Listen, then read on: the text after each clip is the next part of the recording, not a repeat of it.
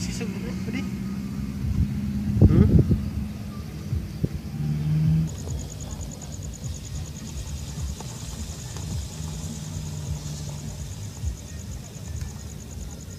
Tempatnya memang agak kotor dan kita bisa lihat ke kondisi airnya yang begitu menghitam, dan di sini sering ditempati untuk tempat mandi-mandi dan lain sebagainya.